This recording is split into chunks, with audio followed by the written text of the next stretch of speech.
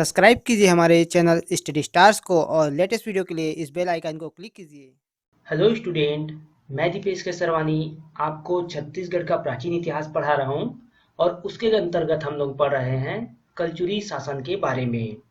आज हम लोग पढ़ेंगे कलचुरी शासन में कलचुरी शासन व्यवस्था के बारे में। ये आपका कलचुरी शासन के अंतर्गत लास्ट वीडियो होगा। यहाँ से आपका कलचुरी शासन पूरा कंप्लीट हो जाएगा। उसके बाद हम लोग आगे मराठा शासन और फिर जो ब्रिटिश शासन है उसके बारे में पढ़ेंगे। तो आज देखते हैं हम लोग कलचुरी शासन व्यवस्था। तो नीचे देखिए आप, सबसे पहले हम लोग बात करेंगे प्रशासनिक व्यवस्था के बारे में। तो कलचुरियों ने 750 वर्ष छत्तीसगढ़ में शासन किया, तब उन्होंने अपनी प्रशासनिक व्यवस्था बनाई थी। तो चलिए देखते हैं हम लोग प्रशासनिक व्यवस्था के बारे में। तो सबसे पहले देखिए आप, इकाई। तो प्रशासनिक व्यवस्था के अंतर्गत इकाई था मंडल, गढ़ और बारहो, जिसे तालुका कहा जाता था, और चौथा था आपका ग्राम। 4 इकाई थी इनकी, जिनके प्रमुख थे। तो देखिए, मंडल के प्रमुख थे मांडलिक। और इसमें विशेष बात क्या है, तो जो मंडल था वो प्रशासन की सबसे बड़ी इकाई थी और इसके प्रमुख थे मांडलिक। इंपॉर्टेंट है, डायरेक्ट एग्जाम में क्वेश्चन बनता है कि कलचुरी शासन व्यवस्था के अंतर्गत प्रशासन की सबसे बड़ी इकाई कौन सी थी। तो यहाँ पे ऑप्शन दे देगा आपको मंडल, गढ़, तालुका, ग्राम।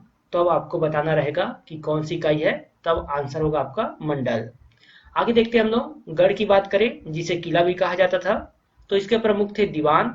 और इसमें विशेष बात क्या है, न्यूनतम न्यूनतम 84 ग्रामों का समूह होता था गढ़। 84 गांव को मिलाकर एक गढ़ कहलाता था, जिसके प्रमुख थे दीवान। और मंडल के प्रमुख कौन थे, तो मांडलिक, जो कि प्रशासन की सबसे बड़ी इकाई थी। आगे देखते हैं हम लोग बारहो। तो इसे तालुका के नाम से जाना जाता था या फिर बारहो। तो इसका प्रमुख क्या कहलाते थे, तो दाऊ कहलाते थे इनका प्रमुख। इसमें देखिए विशेष बात, न्यूनतम 12 ग्रामों का समूह होता था। तो 12 ग्रामों के समूह को बारहो कहा जाता था या फिर तालुका कहा जाता था, जिसका प्रमुख होता था दाऊ। फिर है लास्ट में आपका ग्राम। तो ग्राम जो कि इकाई था और इसका प्रमुख था गौटिया। और ये जो था प्रशासन की सबसे छोटी इकाई थी। प्रशासन की सबसे छोटी इकाई कौन सी थी, ये भी एग्जाम में पूछा गया क्वेश्चन है। तो ग्राम है और इसका प्रमुख होता है गौटिया। इसी में देखिए, और गौटिया के अधीन प्रत्येक ग्राम में ग्रामकूट होते थे। तो गौटिया के अधीन प्रत्येक ग्राम में ग्रामकूट होते थे और ग्राम जो है प्रशासन की सबसे छोटी इकाई है। आगे देखते हैं हम लोग, इसमें देखिए कलचुरी कालीन अधिकारी गढ़ के बारे में।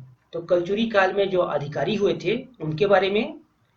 तो देखिए, अधिकारी महामंत्री।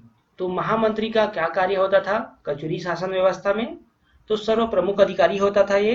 राजा का प्रशासनिक सलाहकार होता था। ये भी क्वेश्चन इंपॉर्टेंट है, राजा का प्रशासनिक सलाहकार कौन है, तो महामंत्री। दूसरा देखते हैं हम लोग महाअध्यक्ष। तो ये जो था सचिवालय का प्रमुख था, जो उनकी सचिवालय थे उसका प्रमुख था महाअध्यक्ष। आगे देखिए, फिर तीसरा है महाप्रतिहार। तो महाप्रतिहार था जो कि संचार विभाग का प्रमुख था। संचार विभाग का प्रमुख होता था महाप्रतिहार। महाप्रभात्र। तो जमाबंदी विभाग का प्रमुख था महाप्रभात्र। पांचवा है महासंधि विग्रहक। तो महासंधि विग्रहक होता था विदेशी विभाग का प्रमुख। चलिए आगे देखते हैं हम लोग। छठवा है जिसे कहा जाता था गमागमिक। तो गमागमिक कहा जाता था यातायात के अधिकारी को। गमागमिक यातायात के अधिकारी। सातवां और इंपॉर्टेंट है डांडिक। डांडिक कहा जाता था न्याय अधिकारी को।